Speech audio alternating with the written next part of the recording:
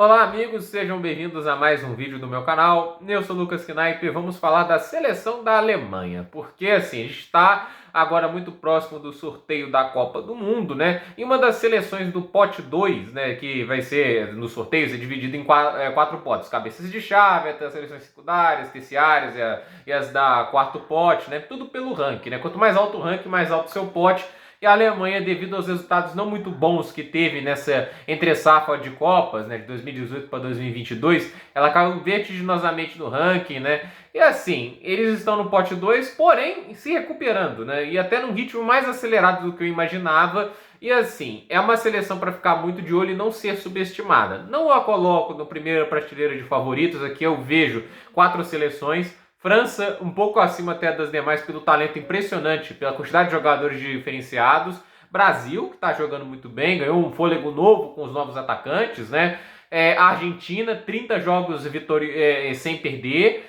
Não foram todos vitórias, né? Teve vários empates, mas são 30 jogos sem perder e nota, 2 vitórias contra o Brasil nesse período. O brasileiro fica fazendo piada da Argentina, a gente não tá nesse período. Inclusive, a gente perdeu a Copa América para eles, com eles jogando melhor. E a gente tem que colocar a Inglaterra, porque por mais que o Southgate seja um técnico que eu acho horrível, um jumento completo, né? A final da Eurocopa mostra muito isso, né? Os jogadores carregam ele, essa é a verdade. A Inglaterra tem uma seleção do mesmo nível da França, acho que a gente dá para dizer isso. Isso se não for melhor em alguns sentidos, mas é uma seleção impressionante e foi semifinalista de Copa mesmo com o Southgate comandando, né? E finalista da Eurocopa. E só não ganharam porque o Southgate é o técnico. Se tivesse um técnico, tinha o Capello. O Capello não é lá grande coisa, né? Pelo menos a passagem dele em 2010 foi muito fraca. Podia ser o Roy Hodgson, podia ser o Roy Hodgson. Ele ganhava aquela Eurocopa, mas fato é que assim, tem muito talento, é muito boa a seleção inglesa.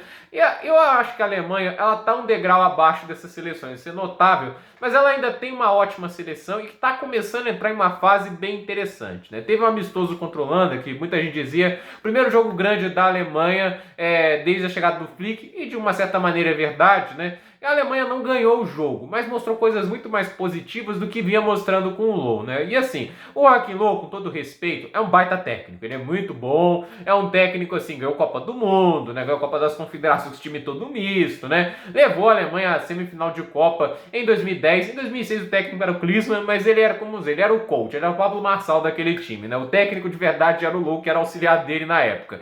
E assim, o fato é que o Löw era muito bom, mas de 2018, né, depois daquele fiasco da Copa do Mundo, na fase de grupos, né, lembrei até um dos momentos mais lindos da Copa do Mundo, que é aquele golaço do Toni Kroos, né, eu sempre gostei muito da Alemanha, apesar do 7-1, né, eu sempre fui um grande fã daquela geração do Schweinsteiger, eu sempre tive um apreço muito grande pelos jogadores, fãzaço do Kroos, né, quando o Kroos fez aquele gol, eu comemorei muito, eu tenho que ser honesto, eu não tento aqui mentir para o público, que eu sei que o Brasil tem trauma com a Alemanha, mas a Alemanha, né, teve um fiasco, né, teve aquele grande momento, mas perdeu para a Coreia do Sul e para a México, é indefensável, e o jeito que perdeu foi o que assustou. A Alemanha jogou mal todos os 3 jogos, né? Ganhou o segundo jogo no talento, mas todos os jogos horríveis, atacando muito mal. Não parecia a Alemanha que ganhou em 2014. E assim, a Alemanha só foi ladeira abaixo, né? E eu acho que isso que espantou. Parecia uma ressaca do grande momento, altivez. E não era, era um sinal de queda. E olha, a Alemanha foi rebaixada da Nations League e a UEFA mudou o regulamento para eles ficarem na primeira divisão. Tava muito feia a situação. Perderam para a Macedônia do Norte, né? Não é só a Itália que perdeu, a Alemanha com o Löw também.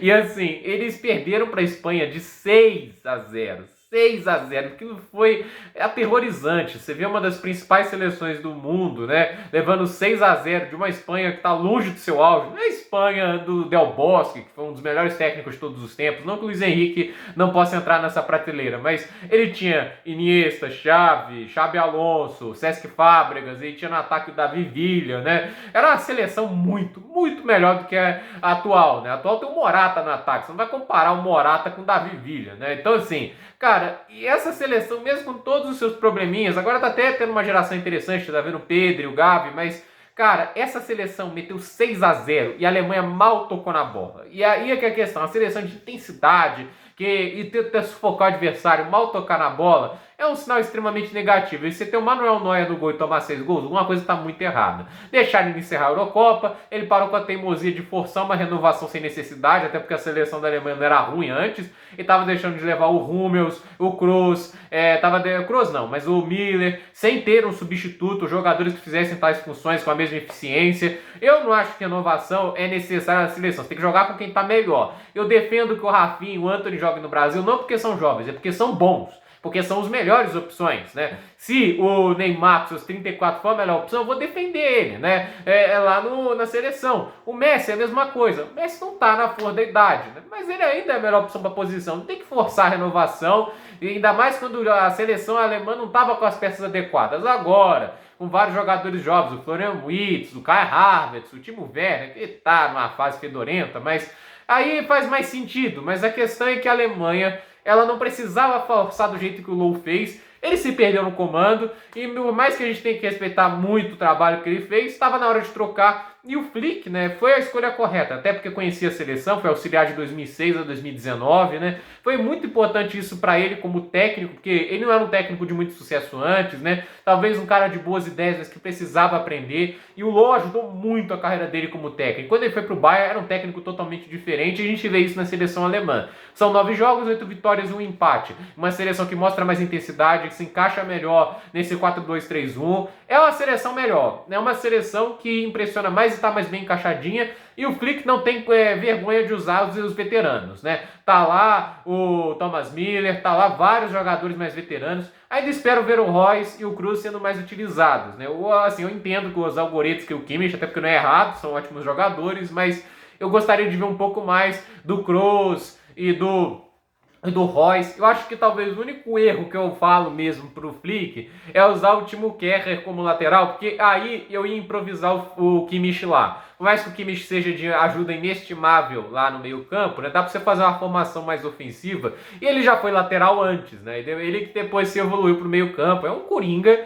Eu acho que assim, por fato de ser o lateral ser o Kerrer, eu acho que o Kimmich entenderia. Porque o Kerrer é horrível, ele é horroroso, ele é jogador lá do Paris Saint-Germain dessa lista de contratações que eles fizeram, e que às vezes vai ter que entrar porque ele lesiona o Nuno Mendes, né? Mas o Kerrer é terrível, ele é muito ruim, e eu acho ele ser titular da seleção alemã dá uma saudade muito grande do Philipp Lahm, que infelizmente já aposentou. Mas o fato é que assim, a seleção alemã tem um time que é interessante de verdade, né? O ataque tem o Kai Havertz, os pontas é o Leroy Sané e o Gnabry, que são excelentes. Por exemplo, se o Brasil pega a Alemanha, não dá para cravar a gente com muito favoritismo, porque a gente vai ter os nossos laterais, né? A gente não tem laterais confiáveis defensivamente, né? A gente tem laterais que sabem atacar, que é o caso do Arana e do Alex Telles. Eles podem até ter boas atuações defensivas, mas eles também têm esse problema de darem espaço por serem mais ousados para o ataque. As qualidades principais deles são ofensivas, né? E os substitutos deles, o Danilo e o Alexandre, e o Tite ainda não desistiu de utilizar eles, vale lembrar, é um problema. E a gente vai lembrar, o Sané, ele joga do lado do Danilo.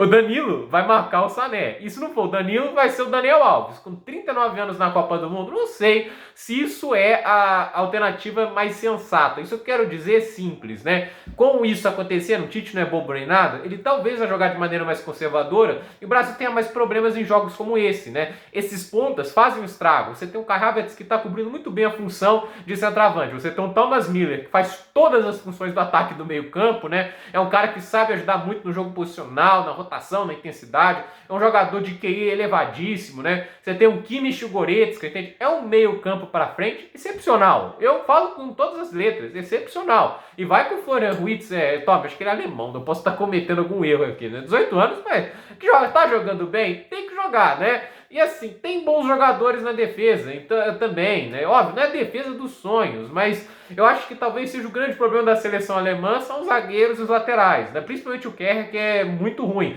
Mas assim, tem o Neuer ainda, tem um ótimo líder ali como goleiro. É uma seleção perigosa. E olha, tem um técnico muito, muito bom. Se bobear, talvez o melhor técnico da Europa em seleções, né? Tem o Mancini e tudo isso, mas ele não vai para a Copa, então não pode entrar nessa comparação, porque ele é melhor que o Didier Deschamps, né? O Deschamps tem mais tempo na seleção, mas eu acho ele um técnico bem melhor que o Didier Deschamps. Ele é um técnico melhor que o Southgate e o Fernando Santos. Eu acho isso com muita tranquilidade. Ele e o Luiz Henrique são os melhores técnicos. E por isso que a gente tem que lembrar. a Alemanha e a própria Espanha também, não subestime ela, mesmo com elenco fraco, são cascas de banana, porque além de elencos que têm jogadores interessantes, tem ótimos técnicos e nunca subestime ter times que tenham este tipo de equilíbrio. Gente, por esse vídeo é isso, dúvida nos comentários, deixe seu like, se inscreva no canal, compartilhe esse vídeo e até o próximo vídeo.